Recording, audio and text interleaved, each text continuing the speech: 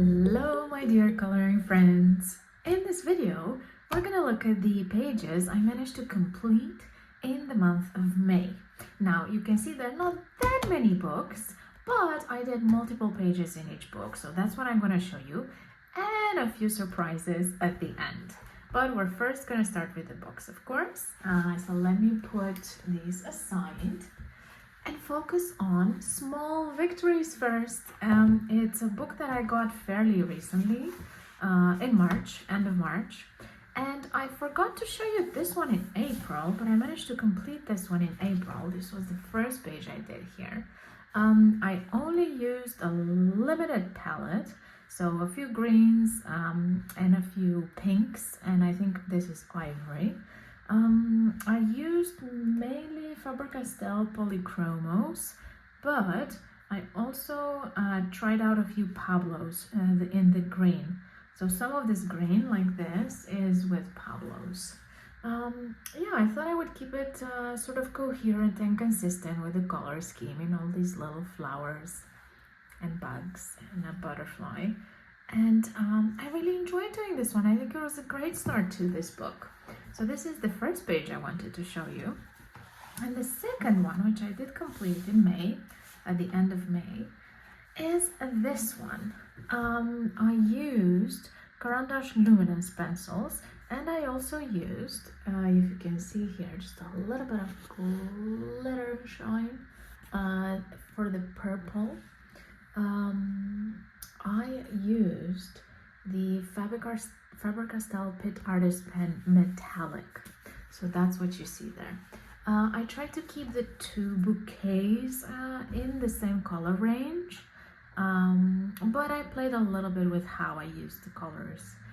So for example, here the outside of this flower is darker, and here the opposite is true.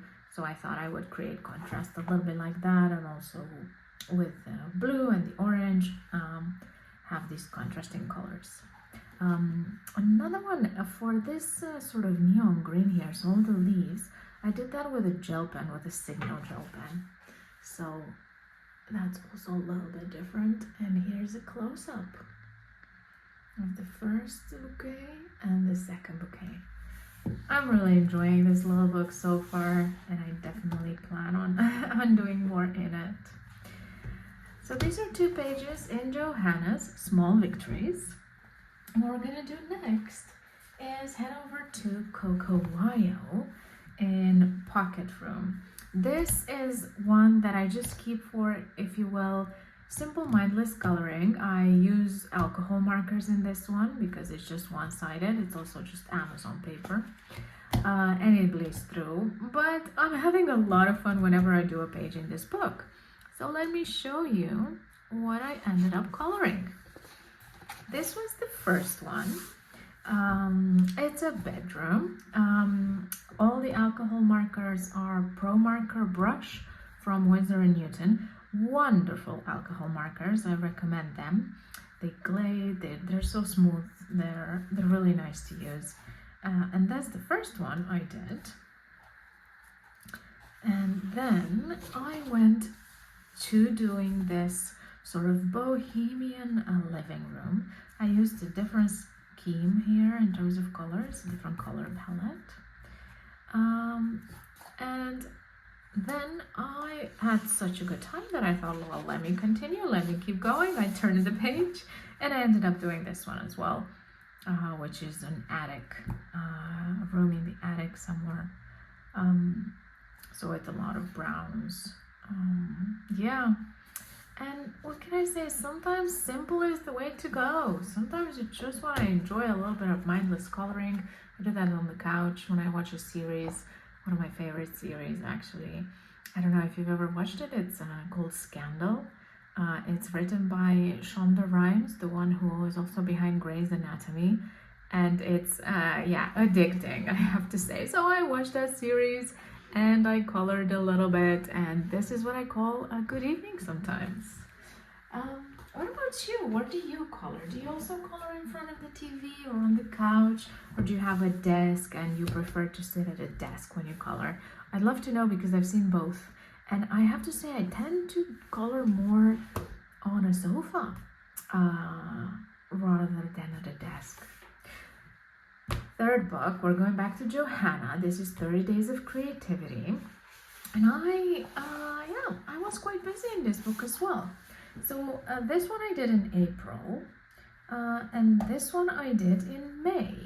I tried to use similar colors. So what you see, the Signal gel pen, the green and the orange is here.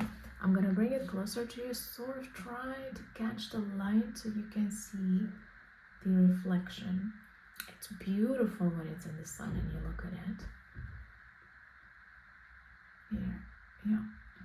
So what you see are traces of the same colors that I used on this side, but then I came in with some other colors. So a lot of greens and these sort of dark reds, browns. And these are Faber-Castell Pitt Artist Pen brush. So they're with India ink. And then I filled in the rest. I stopped before adding a background because it just, like, the contrast looked good to me and I didn't want to ruin it. It just felt like, okay, I'm done. This feels complete. So yeah, well, it felt complete and I let it be. And then I also finished this one. No, this one is already from June, so I guess I'll show it to you. Well, we're here. I might as well show it to you now. Yeah, I basically finished this up. It was a whip. I just finished the colors on the pencils and I highlighted the text and just did 2 little hearts. And this is also done with the Signal gel pen, where you see the shimmer. So this in pink and this one in sort of green. And then the rest is Pitt Artist Pen brush again. So India ink, doesn't bleed through. Here. Okie doke. And then I actually did this one in May. So here it is. I based it with the Pitt Artist Pen brush, and then I went over it with the Polychromos. Absolutely wonderful combination. Works good on this paper, by the way. I have the Dutch edition. It's nice paper.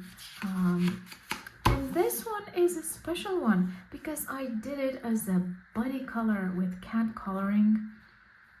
Thank you so much for doing this with me. And what I want to do now is pull this to the side and also show you her work, which you can see right here.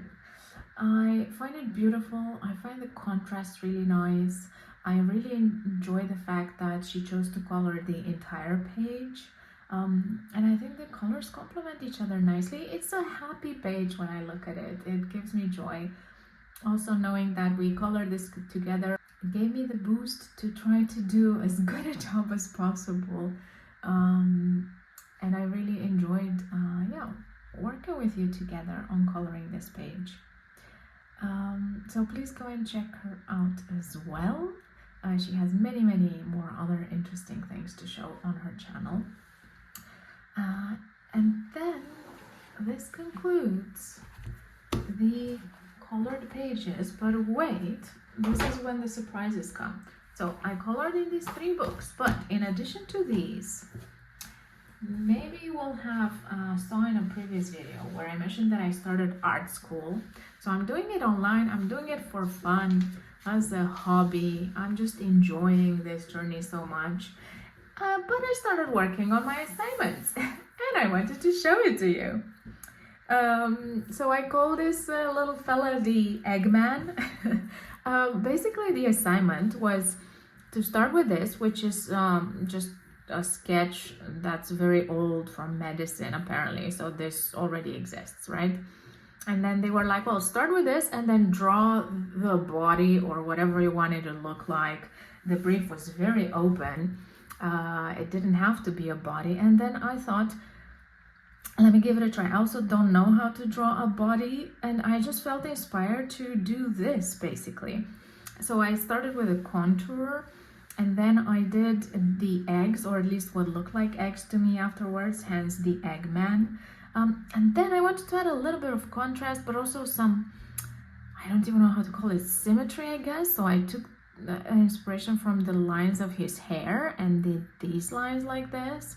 And then on the middle, so this was for the outside. And then the middle eggs, if you will, are just, horizontal. And then these ones are sort of mimic the lines that you see this way. And they're sort of supposed to contrast with these ones that go like this, and this one like this, and this is just for the center. Now, I'm gonna wait for my tutor to find out if this is really worth anything or it was just a stupid idea. But you know what? This is enjoying being creative, and if it was a stupid idea, I don't mind, because I had a lot of fun doing this. And this is, I think, what art should be about as well: expressing yourself, enjoying, and certainly when you do it as a hobby like coloring. So yeah, I'm already happy with it because it gave me that. Now, in trying to experiment with my creativity, I also ended up doing a few postcards, making a few postcards, sorry. So this is what I ended up making. As you can see, well, you know how YouTube can be this rabbit hole where good luck to you if you go down the rabbit hole. That's what happened to me, especially with these. These are wax seals.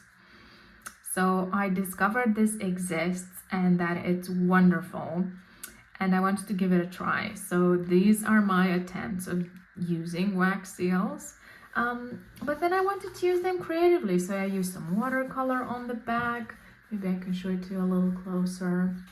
And then this is a sticker.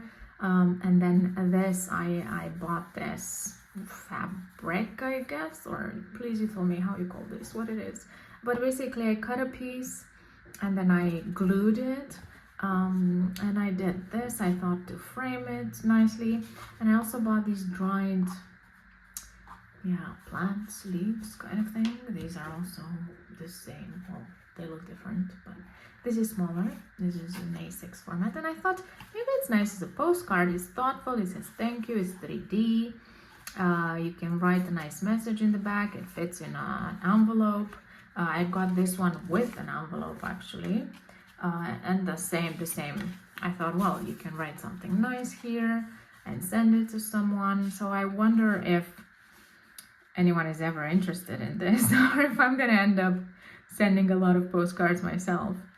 But I wanted to try it, and this is what I ended up with. Please let me know, what do you think? Is this worthless, or does this have some promise? Does this hold some promise?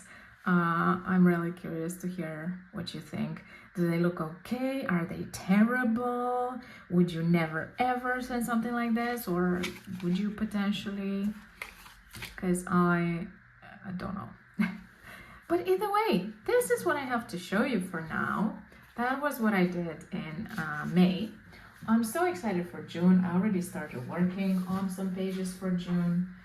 So stay tuned, because a lot more is gonna come. In the meantime, have a great time coloring, and I'll see you next time. Bye!